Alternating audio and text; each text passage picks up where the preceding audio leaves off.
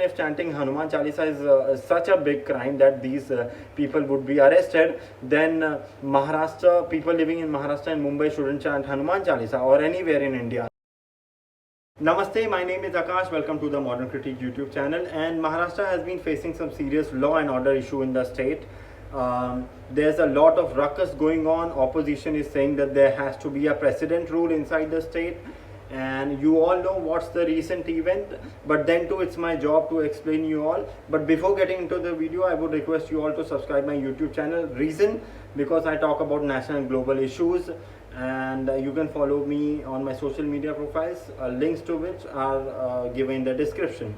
So independent MLA Mr. Ravi Rana and independent MP Navneet Rana, these two couple 2-3 days ago had openly announced that they would chant Hanuman Chalisa outside the residence of Chief Minister of Maharashtra Mr. Uddhav Thackeray, and then later on they backed off, stating that this would create a very much of ruckus of law and order, and a sort of they also said that Prime Minister Narendra Modi would arrive in Mumbai in related to an award event.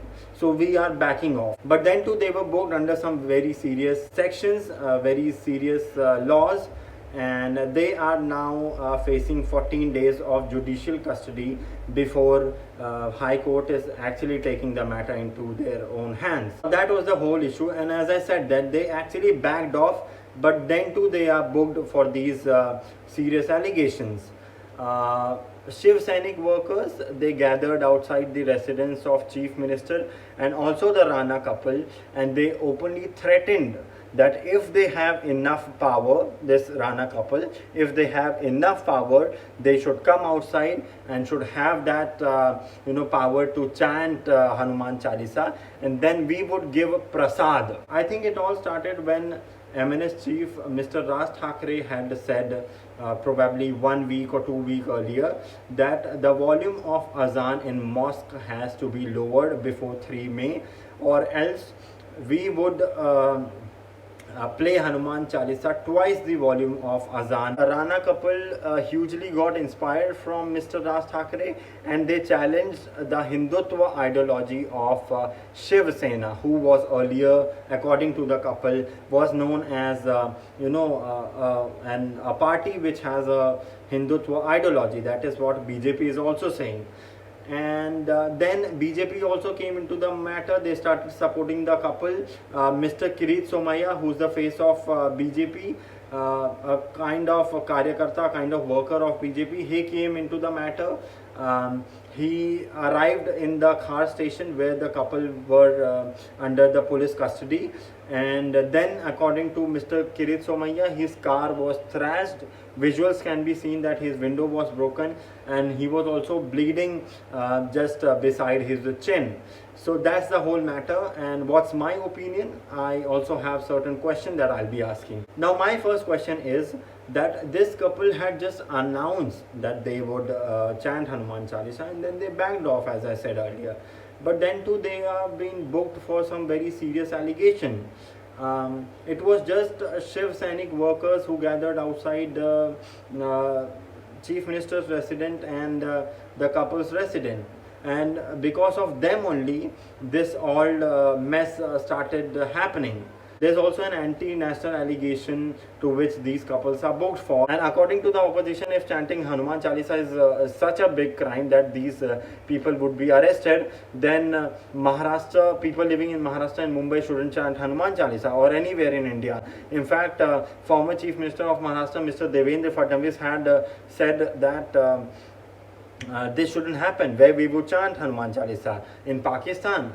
So that's the question that opposition is asking, and my question is, if these people, Rana couple, who do not represent any party and they are independent MLAs and MPs, then why BJP is stepping in? That's my question. Why they are coming and they are supporting the couple? Why they are taking matter into their own hands? Let Bombay High Court announce on what's happening. My second question, or not sort of question but an analysis, is that this event is somehow interconnected to various events which our country has been facing since 3 or 4 months.